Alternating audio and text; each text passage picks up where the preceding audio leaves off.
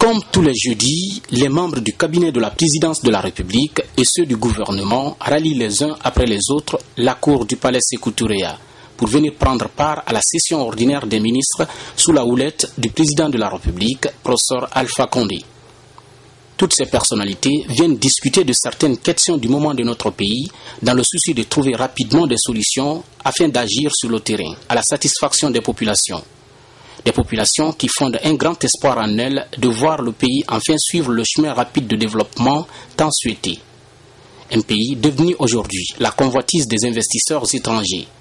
Des investisseurs qui arrivent jour après jour à Conakry pour exprimer leur volonté aux autorités de la Troisième République d'injecter des moyens financiers dans son développement socio-économique. Tout cela à travers les démarches menées par le chef de l'État dans les différents pays du monde pour montrer la nouvelle image de la Guinée. Celle qui présente toutes les opportunités d'investissement avec un principe d'exploitation de ses nombreuses richesses basé sur la justice et la transparence. Un idéal si cher au professeur président Alpha Condé, résolument déterminé à faire profiter aux Guinéens toutes les richesses du pays, avec à la clé l'amélioration substantielle de leurs conditions de vie et de travail. Le chef de l'État arrive et engage les discussions sur les sujets brûlants du moment de notre pays. Pour beaucoup plus d'informations, suivez ce compte-rendu du ministre de la Communication, Dirus Dialé Dori. Bonsoir.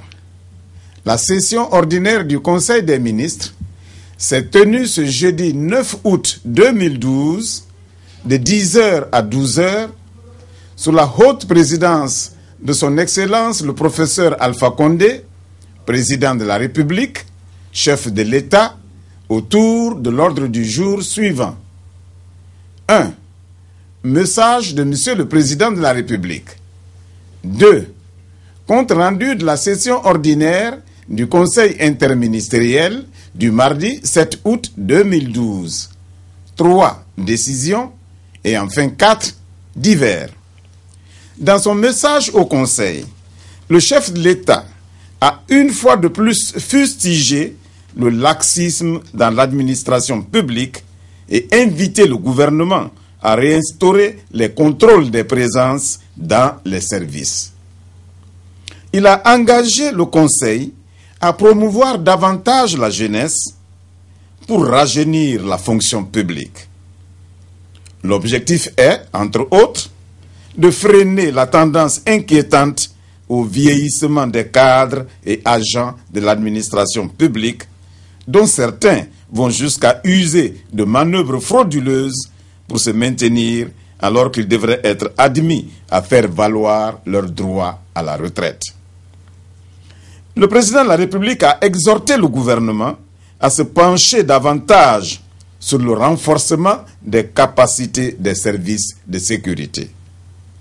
Il l'a invité à explorer toutes les pistes en vue de mieux sécuriser les zones minières. Au titre du deuxième point de l'ordre du jour, le Premier ministre a fait le compte-rendu complet de la session ordinaire du Conseil interministériel du mardi dernier. Session exclusivement consacrée aux événements survenus à Zogota, dans Zérékoré et Sigiri. Sur ces entrefaites, le Conseil a décidé d'envoyer sur place des missions multipartites.